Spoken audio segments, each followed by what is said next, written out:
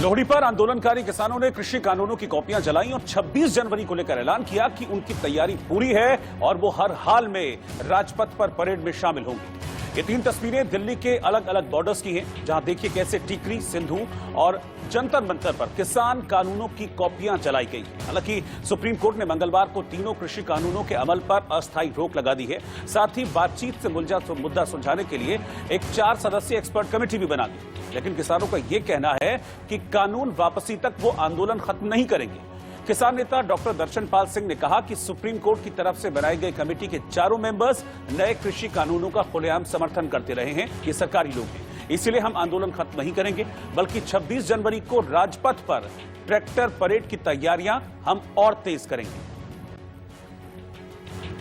ये लोहड़ी में बुराई को जलाया जाता है, अच्छाई की कसम ली जाती है। लोहड़ी में हमने 3 कानून की प्रतियां जलाई हैं। ये जला के हमने सरकार को ये सिग्नल दिया है कि इसी तरह ये बिल जो है एक दिन हमारे गुस्से की भेंट चढ़ेंगे और सरकार को इनको वापस लेना चाहिए। आगे का क्या प्लान ऑफ एक्शन रहेगा? आगे के जो plan of action already declared है। 18 तारीख को महिलाएं पूरे देश में इन कानूनों के खिलाफ आएंगी, बाजारों में, SDM ऑफिस में, डिस्ट्रिक्ट हेडक्वार्टर में, और जितने भी हमारे यहाँ चल रहे प्रोग्राम है उसमें महिलाएं बड़ी गिनती में आएंगी।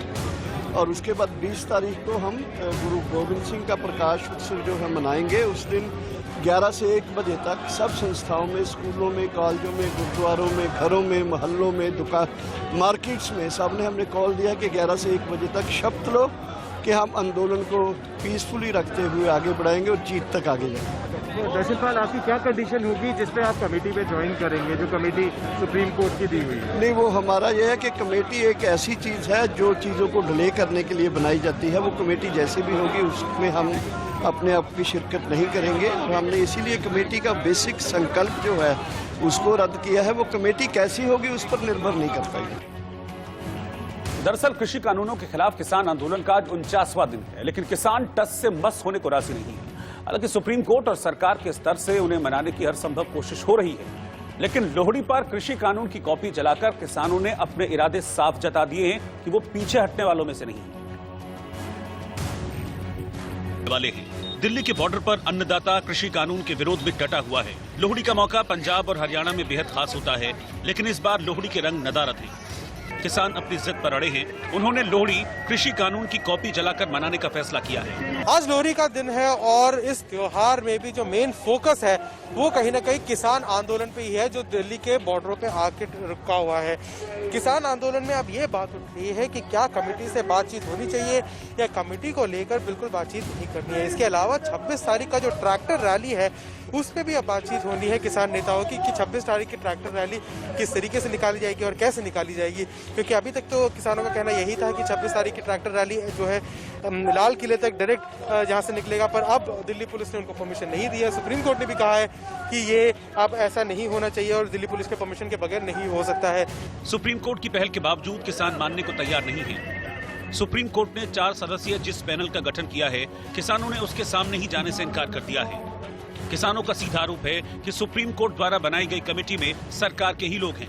इसी कड़ी में किसान नेता राकेश टिकैत ने जहां एक और किसान आंदोलन के आगे की रणनीति का खुलासा किया, वहीं दूसरी ओर हरियाणा में दुष्यंत चौटाला और देश में विपक्ष को भी अपने ही अंदाज में चेतावनी दी है। 26 जनवरी की क्या कुछ तैयारियां हैं? 26 जनवरी की तैयारी है। दिल्ली में तो परेड में शामिल होंगे और दूसरे देश में क्या होगा 15 तारीख में हम पूरा जो मोर्चा बंदी है हमारा वहाँ का जो संयुक्त मोर्चा है वो उसका डिक्लेरेशन करेगा। उसकी सलाह कर रहे हैं कि ज़्यादा दूर से दिल्ली में ट्रैक्टर नहीं आ सकते, तो उनको स्टेट वाइज या डिस्ट्रिक्ट हेडक्वार्टर पर उसको कर लिया जाए। ये एक विचार है। या तो बिल वापसी करेगा, नहीं तो छोड़ देंगे।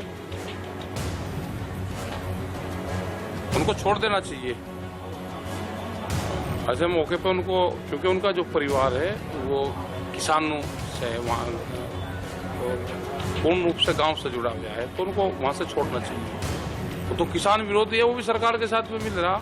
हंगामा करना उसको पड़ेगा, अपनी आइडेंटिटी देनी पड़ेगी कि मैं आम जनता के साथ हूँ, उसकी भी तो तलाश करेंगे। लोहड़ी हर साल उत्तर भारत में नई फसल आने की खुशी में मनाई जाती है। माना जाता है कि लोहड़ी की आग में सारी दुख तकलीफ जल जाते हैं और नए जीवन की शुरुआत होती है। इसके अलावा लोहड़ी को पंजाब के किसानों के लिए नया साल भी कहा जाता है। इसी दिन से घरों में नई फसल की पूजा की जाती है, लेकिन फिलहाल किसान दिल्ली बॉर्डर पर हैं और खेत खलिहान सूने हैं।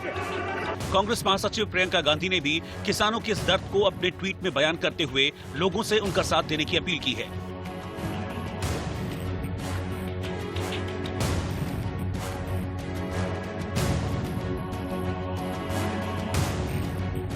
किसान संगठनों की जिद सवालों के घेरे में है। सरकार जहां लगातार प्रयास कर रही है, वहीं प्रदर्शनकारी किसान अपने हट पर कायम हैं। लोहड़ी के त्योहार पर हम तो यही उम्मीद करते हैं कि किसान सुप्रीम कोर्ट द्वारा बनाई गई कमेटी के सामने न सिर्फ अपनी बात रखें, बल्कि सुलह की ओर कदम भी बढ़ाएं। Bureau report, India news. BJP सांसद हेमा मालिनी ने कहा कि किसानों को अपनी समस्या ही पता नहीं। भारतीय जनता पार्टी की सांसद हेमा मालिनी ने कृषि कानून के खिलाफ धरने पर बैठे किसानों को लेकर ट्वीट किया और कहा कि जो किसान धरने पर बैठे हैं, उन्हें कानून में समस्या का पता ही नहीं है। सुप्रीम कोर्ट की बनाई कमेटी पर निशाना साधते हुए राहुल गांधी ने ट्वीट करके कहा कि क्या कृषि विरोधी कानूनों का लिखित समर्थन करने वाले लोगों से न्याय की उम्मीद की जा सकती है। मध्य प्रदेश के मुरैना में जहरीली शराब पीने से 20 लोगों की मौत से मचे हड़कंप के बाद सीएम शिवराज सिंह चौहान ने मुरैना के कलेक्टर और एसपी को हटाने का आदेश जारी किया। यूएनएससी के वर्चुअल डिबेट में विदेश मंत्री एस जयशंकर ने आतंकवादी गतिविधियों पर पाकिस्तान को लताड़ा और कहा कि आतंकवाद आतंकवाद होता है, इसमें अगर मगर की गुंजाइश नहीं होती।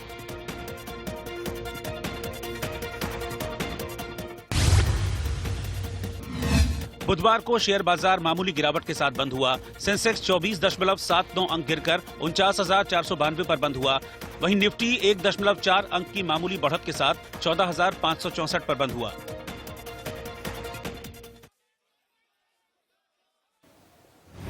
उत्तर प्रदेश के बुलंदशहर में 2 बेटों ने अपनी उस मां को घर से निकाल दिया जिसने उन्हें अपने बुढ़ापे का सहारा समझा था।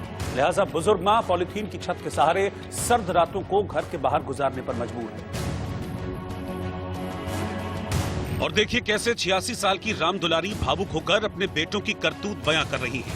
दरअसल राम दुलारी के पति की सालों पहले मौत हो चुकी है और दोनों बेटों ने अब उन्हें बोझ समझते हुए घर से बाहर निकाल दिया।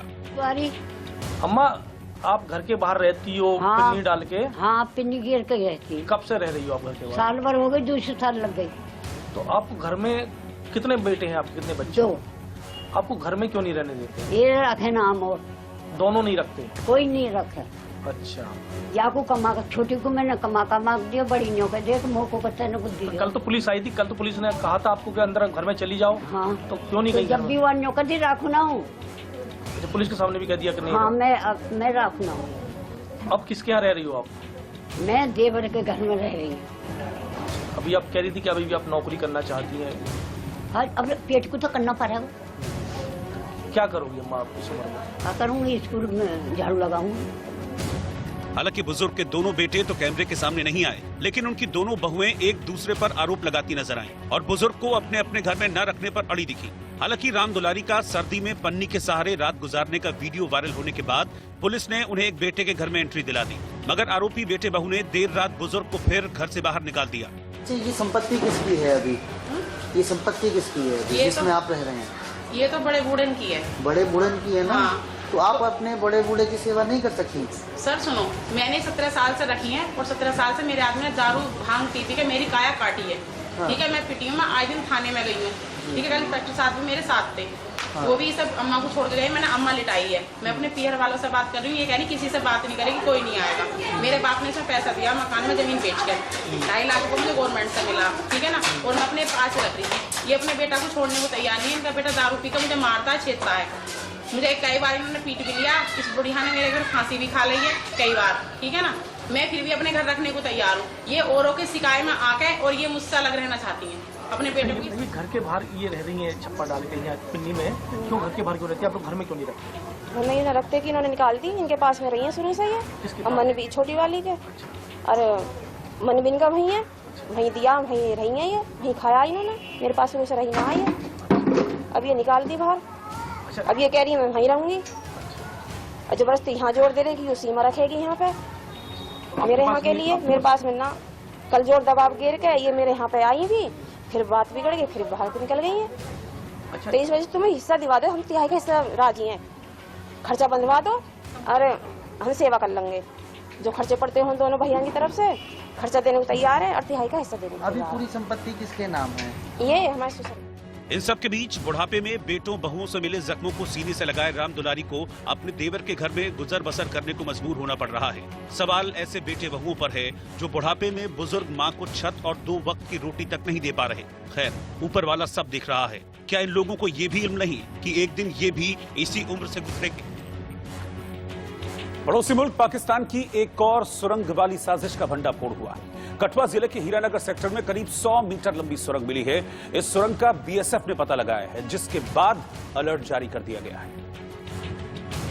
इंडिया न्यूज की टीम इस वक्त उसी सेक्टर में पहुंची है, हीरानगर सेक्टर में, जहां पर बीएसएफ ने एक बार फिर से पाकिस्तान के उस नापाक इरादे को नाकाम किया है जिसके जरिए पाकिस्तान आतंकियों को जम्मू कश्मीर में दाखिल करना चाहता था। जी हां, आपको बता दूं कि ये वही टनल है और आपको बता दूं कि ये अंदर अगर बात की जाए तो लगभग 2 से 2.5 फीट की चौड़ाई वाली टनल, जिसके जरिए कोई भी आतंकी हथियार लेकर इस ओर घुसपैठ कर सकता है। 150 मीटर लंबी टनल ये अंतर्राष्ट्रीय सीमा के इलाके में जो शकरगढ़ पड़ता है पाकिस्तान का इलाका, और खासतौर पे वहां बैठे जो 2 लॉन्च पैड पे बैठे आतंकी हैं सुखमाल और पानसर। आपको बता दूं जो खुफिया सूत्रों से जानकारी मिली है, लगभग 30 के करीब आतंकी सुखमाल और पानसर जो इलाका है लॉन्च पैड है आतंकियों का, वहां पर देखे गए हैं और उन्हीं आतंकियों की घुसपैठ के लिए इस टनल का निर्माण कहीं ना कहीं पाकिस्तान की तरफ से किया गया है। ये वो बैग हैं जो इस टनल के अंदर से मिले हैं और आप देखेंगे तो ये बैग आपको कुछ दिन पहले भी हमने दिखाए थे, जब सांबा सेक्टर जो इलाका पड़ता है वहां पर सब्ज नाम का जो बीसी रेजिन करके कंपनी है उसके बैग हैं। और कराची पाकिस्तान, पोर्ट कासिम कराची पाकिस्तान का ये बना हुआ बैग है, जिस जगह से पाकिस्तान कहीं ना कहीं जो अप्रूव देता है कि पाकिस्तान इस टनल के जरिए जो है आतंकियों को घुसपैठ करवाना चाहता है। जो सूचना है, आपको बता दूं कि ये अंतर्राष्ट्रीय सीमा पर जो टनल बनाई गई है, इसमें पाकिस्तानी सेना की जो इंजीनियरिंग रेजिमेंट है उसने खासतौर पे इस टनल को बनाने की प्लानिंग की और इस टनल पर कहीं ना कहीं इस टनल से आतंकियों को घुसपैठ करवा के जम्मू कश्मीर भेजना था, क्योंकि जो डीडीसी चुनाव हुए उसमें पाकिस्तान कुछ नहीं कर पाया, जो उससे पहले पंचायती इलेक्शन हुए पाकिस्तान उसमें कुछ नहीं कर पाया। तो डेस्परेशन जो है पाकिस्तान की थी कि 26 जनवरी से ठीक पहले कोई बड़ा हमला किया जा सके। और आपको बताऊं, इन बैग का इस्तेमाल पाकिस्तान ने जो किया था वो इस तरह से मिट्टी को भरने के लिए। आप देखें, जब ये टनल की खुदाई हुई तो ये इसमें मिट्टी को भरकर ठीक दूसरी तरफ पाकिस्तान की तरफ ले जाते थे।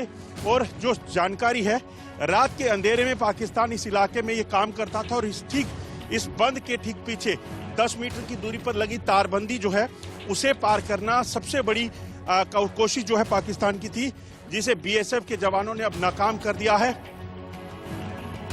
उत्तर प्रदेश के भदोही को 1994 में वाराणसी से अलग कर जिला बना दिया गया था। उसके बाद हर चुनाव में वादा किया गया कि रामपुर, डेंगूपुर, गंगा घाट पर पक्के पुल का निर्माण करवाया जाएगा, लेकिन हालत ऐसी है कि आज तक पक्के पुल का शिलान्यास तक नहीं हो पाया।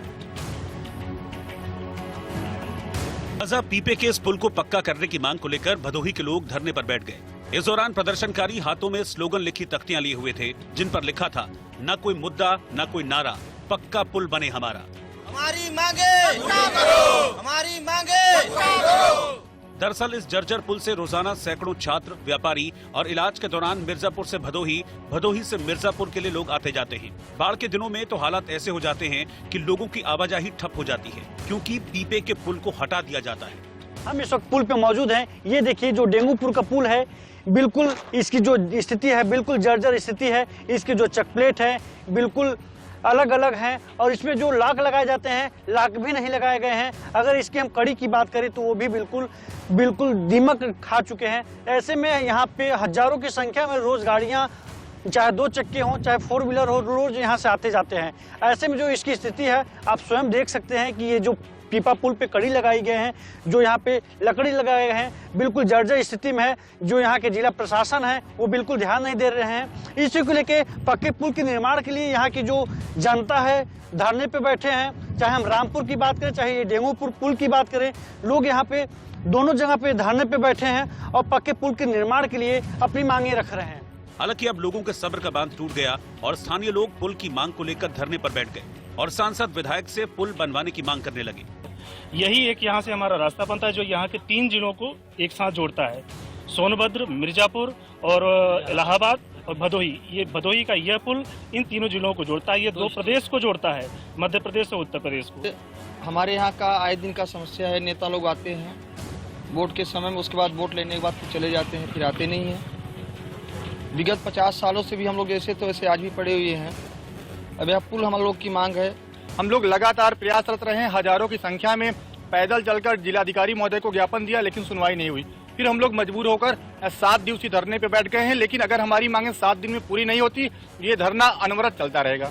खैर, यूपी में अगले साल चुनाव है। ऐसे में देखने वाली बात यह है कि क्या फिर इस पुल को बनाने का सिर्फ वादा होता है या फिर यहाँ के लोगों का ये सपना साकार होता है। पूर्व मंत्री और कांग्रेस नेता सज्जन सिंह वर्मा ने एक बार फिर से विवादित बयान दिया है। दरअसल मध्य प्रदेश के मुख्यमंत्री शिवराज सिंह चौहान की ओर से लड़कियों की शादी की उम्र 21 साल किए जाने की बात पर सज्जन सिंह वर्मा ने कहा है कि जब लड़कियां 15 साल में प्रजनन लायक हो जाती हैं तो शादी की उम्र 21 साल करने की जरूरत क्या है। 18 साल है तो जो कौन सा बड़ा वैज्ञानिक हो गया भैया शिवराज, कौन सा बड़ा डॉक्टर हो गया तो 21 साल करने वाला। भाई डॉक्टरों की रिपोर्ट है ये बच्चियों के बारे में कि 15 साल में प्रजनन के उपयुक्त पाई जाती हैं, तो 18 साल परिपक्व हो गई बच्ची ये माना जाता है वैज्ञानिकों से, उसे रहना चाहिए। 21 साल का लॉजिक आप बता दो, शिवराज की तरफ से आप भी बता दो, चलो क्या लॉजिक 21 साल की क्यों होना चाहिए शादी की उम्र।